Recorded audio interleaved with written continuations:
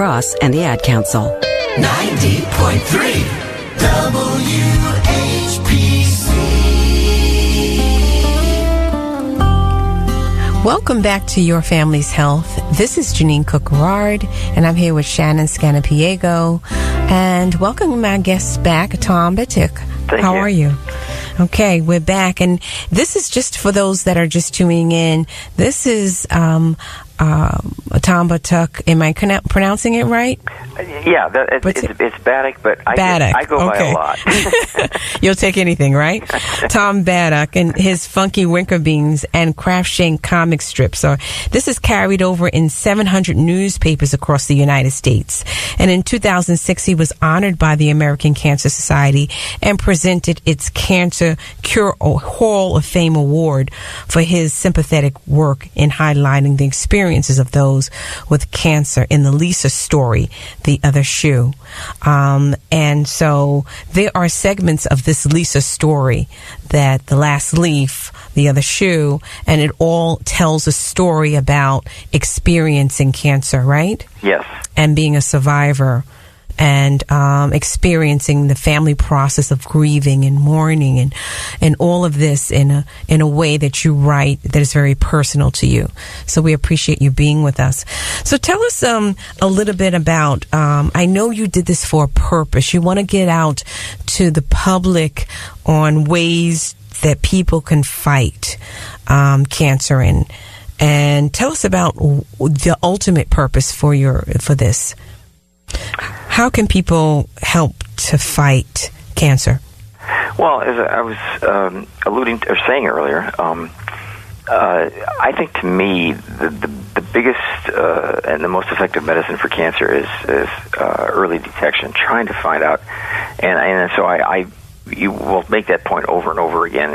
It really, a cancer found early is a cancer that can be cured most of the time, and that is profoundly important. And in Lisa's story, we also, in the actual Lisa story book, the trilogy contains, like I said, 3 books: Prelude, Lisa's Story, and The Last Leaf. But in Lisa's story, at the end, there are references and an information section where we have groups that you can call to find out information. So we tried to provide ways for people to take the experience of the book and then explore for themselves if they needed to, wanted to get more information about cancer, how to deal with it, even if they don't have a diagnosis yet, just to learn things, just to educate themselves.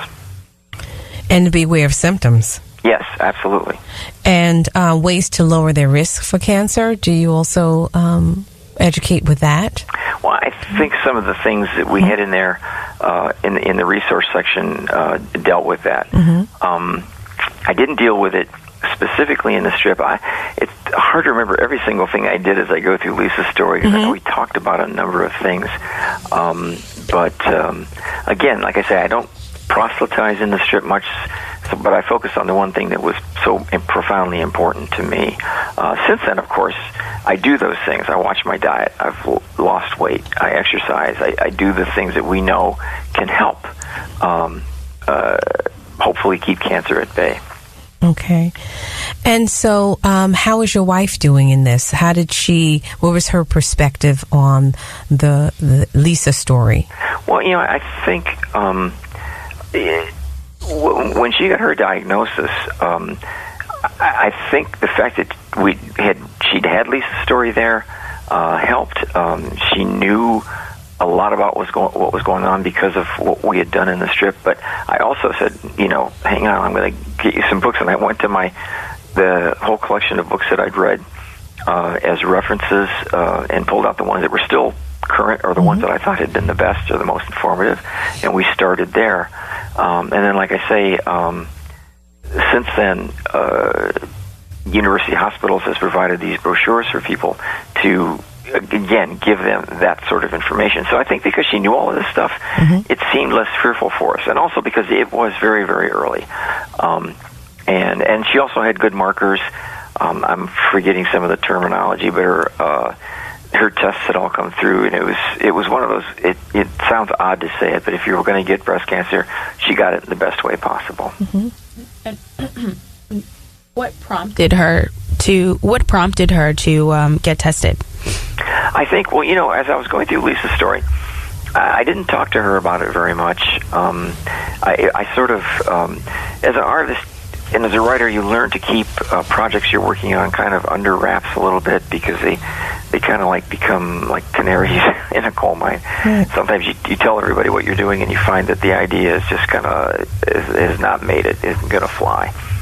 But as I was working on it, I was reading things and ordering things. I saw again the self-exam portion of things and how important that can be. So I ordered one of these things for her. Mm-hmm. And I said, there's going to be some things coming in. It's a story I'm working on. I'm not going to go into the whole thing, but you should use this. I ordered one of those devices that can help her check her breasts. And then, of course, as Lisa's story started to appear, she took that to heart, became very cognizant of this, and was doing self-exams. And then the other thing, seeing a doctor about it and getting tested, and I forget what the marker was, but she had something. They were just watching these things, and I forget the exact term. They weren't cancerous, but they were, they could possibly indicate that something like that might happen. So every year she would go in for her exam, and they would see if those had progressed or changed at all. So as you write about, which is very interesting, about the daughter mourning, did you try to keep it on a light note, make it, or did you just try to keep it the way it is? Sometimes the whole story of mourning a death is very real and very sad to most who are going through it. How did you lighten it, or did you try to lighten it at all, being the writer? Initially, when at the very end of Lisa's story book, her daughter Summer is very young, and I have one strip in particular where Lisa's husband takes Summer out, and he's talking to her, and he's giving her an example of how her mom, when she's at home, she could be in her room and her mom's not there, but she can hear her mom in the other room, and she knows, like, her mom is in the kitchen. She knows that she's there, and he talks to her, and he puts his hand over her heart and says, and so you know that she's there, even though she's not right here in the room with you. So that wasn't funny, but I thought it was a nice human touch to put in. Following that, I can be a little more light with the humor. For example, Lisa makes a tape about Summer going to the prom and being dressed up in a fancy formal gown and everything. And as we see Summer listening to the tape, Summer turns out to be a bit of a jock, and she's sitting there dressed up in baseball gear and pads and everything, So I think in those instances, I can look for the humor a little bit more, since it's past the immediate experience. Because a part of the realism, as people go through the chemotherapy and the radiation and all that goes with many times the diagnosis, I see that a lot of cancer survivors, they live in a place where I'm taking one day at a time. And that one day at a time becomes very positive through losing the hair or maybe being nauseous. You have to look at it from a positive perspective.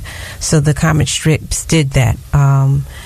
In looking at them, they were able to keep that positive tone by looking at how does this person survive having this cancer. Yeah, exactly. Yeah. And I think if you can cultivate that attitude, it not only makes you feel better, but I think just me. It's Tom Batiuk, nothing to go on, but I think it helps you medically, physically. I think it helps you battle it. Right.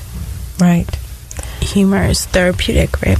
Humor is therapeutic. So in we teach in our nursing program grieving and the stages of grieving, going through anger and going through withdrawal and denial and all of these pieces of grieving.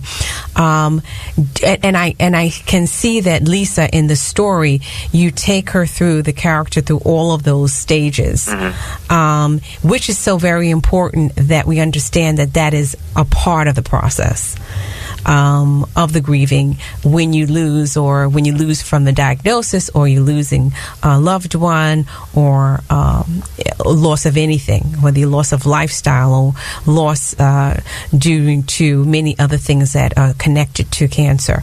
So it's good that you were able to actually make this character progress through a lot of these different emotions, as we see here with this strip. So what's next on the table with this? The strip will just continue, I think, as it has. I think I love bringing Lisa in at the right moments and bringing her memory in. Sometimes she'll be sitting on the bench with Les, where he's imagining that she's sitting there. I mean, I did a sequence at one point. It's in the last Leaf book where he's in this pizza place that they had liked, and he's a night manager there at that point, and nobody's there. It's just the two of them. He puts a song on the jukebox, and they waltz in the place he's imagining himself, waltzing with her. That's going to continue. That sort of thing will continue to happen. I don't plan. I'm not doing any more cancer stories. I don't plan to do that. I learned from that. I think I got as much out of that as I could, and I'm looking at different things and moving in different directions. Are people still responding to you about the story? Oh yeah, and again, because especially right now on the 10th anniversary with the trilogy coming out. But whenever Lisa appears, I always hear from people about whatever she's going on. Sometimes she shows up and she gives Les advice with his writing. And other things like that. So she's never going to go away, but it's not going to be the kind of focus that I did in that year of 2007. So tell us, how can people contact you? People who would like to hear more about the story, or how could they reach you? What is a good contact? The easiest thing is my website, in which it's just my name. It's T. Batiuk, Batiuk. I've completely botched up your name, Tom, so forgive me. Okay, not a problem. At T. Batiuk. So T-O-M, is it T-O-M dash? Oh, no, it's just T. T? T. Batiuk. Okay. At FunkyWinkerbean.com, and that's just spelled the way it sounds. F-U-N-K-Y. Yeah, F-U-N-K. Winker, W-I-N-K-E-R-B-E-A-N. Okay. .com.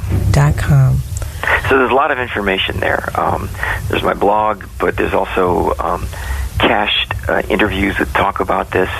There's information if people want to contribute to the Lisa's Legacy Fund. That is there as well as the books are available in the book section. Oh, that's nice to know that there is a fund that's there.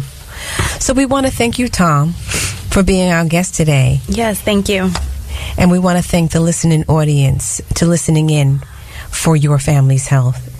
This brings an end to another edition of Your Family's Health. Joan Buckley and Jeanine Cook-Gerard are professors of nursing at Nassau Community College. Your comments are always welcome by email at whpc@ncc.edu. This program was produced in the studios of 90.3 WHPC on the campus of Nassau Community College. Podcasts are available on iTunes, Android Podcasts, and Spreaker.com. Join us again next week for another edition of Your Family's Health on the voice of Nassau Community College, 90.3 WHPC.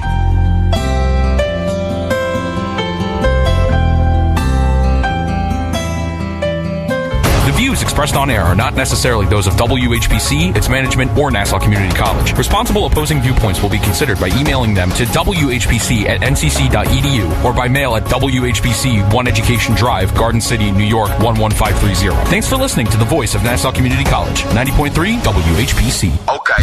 Yo. Tell your friends about the Nassau Morning Madhouse. Hear what you're missing. Check it out. My brother broke up with a girl because we call it nose breath, but it's just like the air that comes out of your nose. Because a lot of people be like, oh, what's nose breath? What? Have you guys ever heard this nose breath? I have not heard nose breath. It's amazing, though. Trying to comprehend. I learned so much from you. I'm sorry. No, for real. Like, can you ever tell that someone has a cold because of the way they smell? Well, no, not because of the way Wait a minute. So she drinks bath water. Is your family German Shepherd? She can smell if someone is sick. smell when they're It's sick. super sad. You've never been like, ew, you smell like cold? Like, you guys You smell like cold. Yeah. You guys made me feel like flu. insane.